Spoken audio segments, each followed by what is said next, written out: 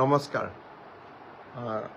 ৰাতি অলপ দেৰি হৈছে 11:45 মই বিশেষ কথা এটাৰ কাৰণে ফেচবুকত লাইভত আহিলোঁ অলপ আগতে মই টুইটো কৰিছিলোঁ অহাকালি দিনৰ 10 বজাত ইউনেস্কোয়ে চৰাইদেউ মৈদামক বিশ্ব ঐতিহ্য ক্ষেত্ৰ হিচাপে ঘোষণা কৰাৰ পূৰ্ণ সম্ভাৱনা আছে মই বিশ্বাস কৰোঁ যে অসমবাসী ৰাইজে নিশ্চয় আকৌ এবাৰ প্ৰাৰ্থনা কৰিব আমি সকলোৱে নেদেখাজনক প্ৰাৰ্থনা কৰিম অহাকালি যাতে বহু আকাংক্ষিত এই ঘোষণাটো ইউনেস্কোয়ে আনুষ্ঠানিকভাৱে কৰে আৰু অসমৰ ৰাইজৰ বহু প্ৰতীক্ষিত এই পৰম সৌভাগ্যৰ দিনটো যাতে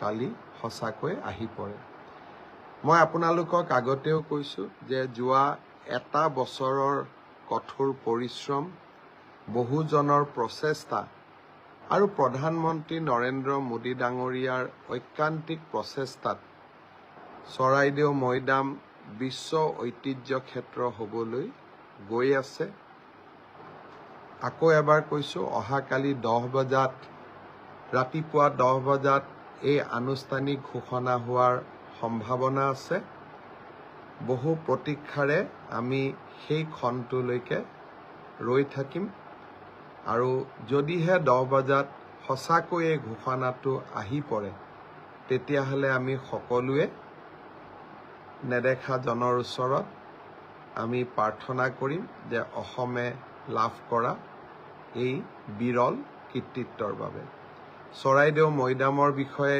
ইতিমধ্যে আমি বহুতো আলোচনা কৰিছোঁ আৰু আমি বহুতে এই মৈদামৰ বিশেষত্ব গুৰুত্ব সম্পৰ্কে আমি জানো সেই বিষয়ে মই আপোনালোকক বহলাই ক'ব খোজা নাই বিশ্ব ঐতিহ্য ক্ষেত্ৰলৈ ৰূপান্তৰ হওক অসমৰ পাঠ্যপুথি ভাৰতবৰ্ষৰ বিভিন্ন নেটৱৰ্ক ছাইটত আমি চৰাইদেউ মৈদামৰ বিষয়ে সকলোবোৰ কথা প্ৰচাৰ কৰাৰ কাৰণে চেষ্টা কৰিম যাতে ই সাংস্কৃতিক ঐতিহ্যৰ লগতে এটা পৰ্যটকৰ আকৰ্ষণৰ কেন্দ্ৰবিন্দু হৈ পৰে অহাকালি দিনটো আৰু এটা কথাৰ কাৰণে স্মৰণীয় হৈ ৰ'ব আজি ভাৰতবৰ্ষ স্বাধীন হোৱা ৭৫ বছৰ হৈ গ'ল ৪৭ চনত ভাৰতবৰ্ষ স্বাধীন হৈছিল তাৰ পিছত অসমত লোকসেৱা আয়োগ গঠন কৰা হৈছিল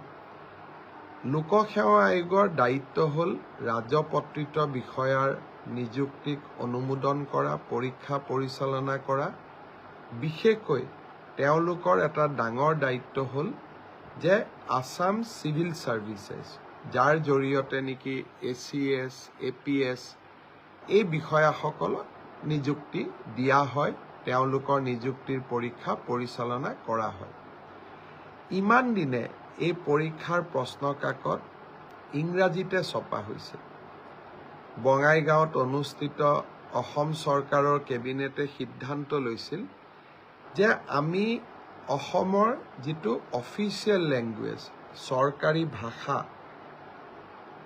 যাক আমি ৰাজ্যৰ সকলো কাম কাজতে ব্যৱহাৰ কৰোঁ সেই ভাষাটো হ'ল অসমীয়া আৰু এই অসমীয়াত আমি লোকসেৱা আয়োগৰ প্ৰশ্ন কাকত আমি প্ৰকাশ কৰিম ইংৰাজীও থাকিব কিন্তু অসমীয়াটো প্ৰশ্ন কাকত ছপোৱা হ'ব আৰু যি অসমীয়া মাধ্যমত পঢ়া ল'ৰা ছোৱালীয়ে তেওঁলোকে অসমীয়াতে উত্তৰো দিব পাৰিব সেই সময়ত বঙাইগাঁও কেবিনেটৰ পিছত বহুজনে আমাৰ সততা সম্পৰ্কে সন্দেহ প্ৰকাশো কৰিছিল কিন্তু অহাকালি সেই স্মৰণীয় মুহূৰ্তটো আহি পৰিব লোকসেৱা আয়োগৰ কম্পিটিটিভ পৰীক্ষাৰ মেইনছ এক্সামিনেশ্যন কালিৰ পৰা আৰম্ভ হ'ব আৰু প্ৰথমবাৰৰ বাবে আমাৰ ৰাজ্যত অসমীয়াতে প্ৰশ্ন কাকত ছপোৱা হ'ব ইংৰাজীৰ লগত অসমীয়াও থাকিব যি আমাৰ বাবে এটা পৰম সৌভাগ্যৰ দিন বুলি বিবেচিত হ'ব। লাচিতৰ 400তম জন্ম জয়ন্তী, চৰাইদেউ মৈদামলৈ বিশ্ব ঐতিহ্যৰ স্বীকৃতি, লোকসেৱা আয়োগৰ পৰীক্ষা, অসমীয়াত অংকিত হোৱা, মুদ্ৰণ হোৱা বা অসমীয়াতে ল'ৰা ছোৱালীয়ে উত্তৰ কৰিব পৰা, ৰাজ্যখনত আগতে বহু নোহোৱা কাম যোৱা 3টা বছৰত আমাৰ সন্মুখত হোৱা আমি দেখিবলৈ পাইছোঁ, যি সঁচাকৈয়ে অসমৰ বাবে এটা গৌৰৱৰ মুহূৰ্ত, গৌৰৱৰ ক্ষণ।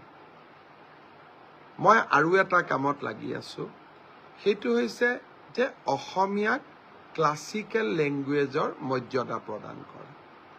ক্লাছিকেল লেংগুৱেজ মানে কি? ভাৰত চৰকাৰৰ সাংস্কৃতিক বিভাগে সেই ভাষাক ক্লাছিকেল লেংগুৱেজ বুলি স্বীকৃতি দিয়ে, যাৰ মৌলিকতা আছে আৰু যি ভাষা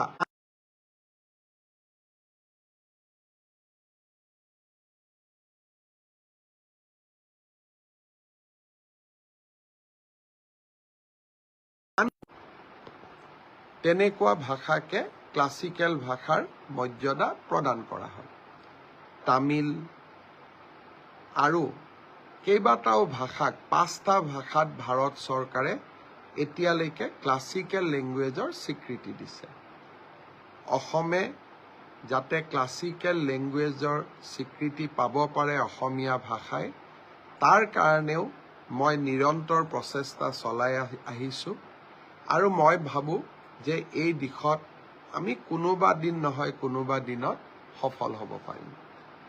যোৱাকালি কেন্দ্ৰৰ গৃহ মন্ত্ৰালয়ে এখন বৈঠক আহ্বান কৰিছে, য'ত অসমৰ NRCৰ বায়'মেট্ৰিকৰ বিষয়টো আলোচনা হ'ব। কেন্দ্ৰীয় গৃহমন্ত্ৰী অমিত শ্বাহ ডাঙৰীয়াক মই সাক্ষাৎ কৰি বায়'মেট্ৰিক্স বন্ধ হৈ থকা 9,22,000 লোকৰ বায়'মেট্ৰিক্স খুলি দিবৰ বাবে মই তেখেতক বিনম্ৰতাৰে সৈতে অনুৰোধ কৰিছিলোঁ। মোৰ অনুৰোধ তেখেতে অত্যন্ত মনোযোগেৰে শুনিছিলে আৰু তেখেতে গৃহ সচিবক নিৰ্দেশ দিছিলে যে ৰেজিষ্ট্ৰাৰ জেনেৰেল অৱ ইণ্ডিয়া, UDIৰ অথৰিটি অৰ্থাৎ আধাৰ কাৰ্ডৰ যি অথৰিটি, তেওঁলোক, কেন্দ্ৰৰ আইন মন্ত্ৰালয় আৰু অসমৰ মুখ্য সচিব সকলোৰে এখন যুটীয়া বৈঠক আহ্বান কৰিবৰ বাবে, যাতে এই বায়'মেট্ৰিকৰ বিষয়টো সমাধান কৰিব পাৰি। আজি কেন্দ্ৰীয় গৃহ সচিবে আমাক জনাইছে যে অহাকালি সেই বৈঠকখন অনুষ্ঠিত হ'ব আৰু আমাৰ মুখ্য সচিবো তাত উপস্থিত থাকিব লাগে। মই আশা কৰিছোঁ এটা দিনতে সকলো কাম নহয়, কিন্তু লাহে লাহে এই দিশতো আমি সফল হ'ব পাৰিম। আৰু এটা মই চিন্তা চৰ্চা কৰি আছোঁ, কিমান সফল হ'ব পাৰিম নাজানো।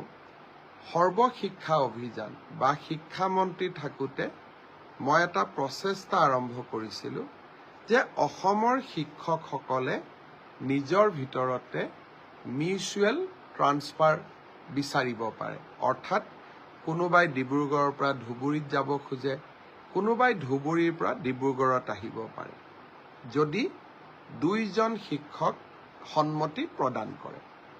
আৰু তেনেকুৱা প্ৰচেষ্টাৰ ফলত বহু হাজাৰ শিক্ষকে নিজে বিচৰা জিলাখনলৈ আহিব পাৰিছে আৰু ইজনে সিজনৰ সহায়ক হৈছে। এই ব্যৱস্থাটো আমি 3য় আৰু 4ৰ্থ শ্ৰেণীৰ কৰ্মচাৰীৰ ক্ষেত্ৰতো আৰম্ভ কৰিব পাৰোঁ নেকি? শিক্ষকসকলৰ বাবে যি ব্যৱস্থা সফলভাৱে আমি ৰূপায়ণ কৰিব পাৰিছোঁ, সেই ব্যৱস্থাটো আমি 3য় আৰু 4ৰ্থ শ্ৰেণীৰ কৰ্মচাৰীসকলৰ বাবেও যদি ৰূপায়ণ কৰিব পাৰোঁ, অসমৰ বহু 3য় আৰু 4ৰ্থ শ্ৰেণীৰ কৰ্মচাৰীয়ে চৰকাৰৰ কোনো অসুবিধা নোহোৱাকৈ নিজে বিচৰা জিলাখনলৈ তেওঁলোকে ট্ৰান্সফাৰ ল'ব পাৰিব। ধৰি ল'লোঁ শিলচৰৰ এজন 4ৰ্থ বৰ্গৰ কৰ্মচাৰীয়ে তেজপুৰত কাম কৰি আছে, দৰং, তেজপুৰ বা বিশ্বনাথ চাৰিআলিৰ কোনোবা এজন কৰ্মচাৰীয়ে শিলচৰত কাম কৰি আছে। এতিয়া 2জনে যদি কথা পাতি এটা মিউচুৱেল ট্ৰান্সফাৰৰ আমাক আবেদন কৰে, পাৰস্পৰিক বদলি আমি তাত কৰি দিলে চৰকাৰৰ কোনো অসুবিধা নহয়। কিন্তু এই ব্যৱস্থা শিক্ষকৰ ক্ষেত্ৰত আছিলে, তৃতীয় আৰু চতুৰ্থ বৰ্গৰ শ্ৰেণীৰ কৰ্মচাৰীৰ ক্ষেত্ৰত নাছিলে। কেনেকে কৰিব পাৰো মই তাক ভাবি আছো। তাৰ বাবে এটা পৰ্টেল লাগিব, আবেদনৰ প্ৰক্ৰিয়া লাগিব, সময়সীমা লাগিব, ইজনে সিজনৰ লগত কথা পতাৰ সুবিধা দিব লাগিব। কিন্তু তথাপিতো এই ব্যৱস্থাটো মই কৰাৰ বাবে চেষ্টা কৰি আছো, চিন্তা কৰি আছো, নিশ্চয় সফল হ'ব পাৰিম। 1 লাখ নিযুক্তিৰ প্ৰক্ৰিয়াক আগুৱাই লৈ গৈ অহাকালি শ্ৰীমন্ত শংকৰদেৱ কলাক্ষেত্ৰত আমি শিক্ষা বিভাগত কেইবাটাও নতুন নিযুক্তি দিম। লগতে APDCL অৰ্থাৎ আমাৰ পুৰণা যি ASCB, আজিকালি আমি APDCL বুলি কওঁ, Assam power distribution corporation limited, তেওঁলোকেও যোৱাকালি কেইবাটাও নিযুক্তি দিব। এই নিযুক্তি প্ৰদানৰ প্ৰক্ৰিয়াটো মই অংশগ্ৰহণ কৰিম। আজি এটা বিষয় উত্থাপন হৈছে যে আয়ুষ্মান ভাৰতৰ আমি প্ৰাইভেট নাৰ্ছিং হোমসমূহত আগতে যেনেকৈ সকলো কাম প্ৰাইভেট নাৰ্ছিং হোমত কৰা হৈছিলে, আমি এটা নিয়ম কৰিছোঁ যে আয়ুষ্মান ভাৰতৰ গুৰুতৰ অসুখবিলাক, যিবিলাক আমাক হাৰ্ট ট্ৰান্সপ্লাণ্ট, কিডনি ট্ৰান্সপ্লাণ্ট, সেইবিলাক আমি প্ৰাইভেট নাৰ্ছিং হোমতো কৰিম, চৰকাৰী হস্পিটেলত কৰিম। কিন্তু প্ৰসৱ, সৰু সৰু প্ৰচিডিউৰ আমি প্ৰাইভেট নাৰ্ছিং হোমবিলাকতো খুলি দিয়াৰ বাবে চৰকাৰী চিকিৎসালয়সমূহে বিভিন্ন ধৰণে ক্ষতিৰ সন্মুখীন হৈ আছিল। আৰু বহু সময়ত দুৰ্নীতিৰো বিশাল অভিযোগ আহিছিলে। সেইকাৰণে অসম চৰকাৰে এটা সিদ্ধান্ত লৈছে যে আয়ুষ্মান ভাৰতৰ কাৰ্ডত আমি সেইবিলাক বেমাৰহে নাৰ্ছিং হোমত যাব পাৰিম যিবিলাক ক্ৰিটিকেল, চৰকাৰী হস্পিটালত সম্ভৱ নহয়। তেনেকুৱা আমি 300 প্ৰচিডিউৰ প্ৰাইভেট আৰু চৰকাৰী নাৰ্ছিং হোম দুইটাতে ৰাখিছোঁ। কিন্তু বাকী কামবিলাক আমি চৰকাৰী চিকিৎসালয়ত আমি কৰিম। কেঞ্চাৰৰ চিকিৎসা বি বৰুৱা কেঞ্চাৰ হস্পিটালত কৰিম, গুৱাহাটী মেডিকেলত কৰিম, টাটা আৰু আমাৰ মাজত স্থাপিত হোৱা চিকিৎসালয়বিলাকত কৰিম। কিন্তু প্ৰত্যেকটো পৰ্যায়তে যদি আমি প্ৰাইভেট নাৰ্ছিং হোমবিলাকত সৰু সৰু বেমাৰৰ চিকিৎসাৰ কাৰণেও যাওঁ, তেওঁলোকে বেমাৰটোৰ চিকিৎসাৰ কাৰণে আয়ুষ্মান ভাৰতৰ কাৰ্ডখন লয়, কিন্তু লগত আৰু বহুত অতিৰিক্ত টকাও লয়। চৰকাৰী হস্পিটালত অন্ততঃ তেনে ঘটনা নহয়।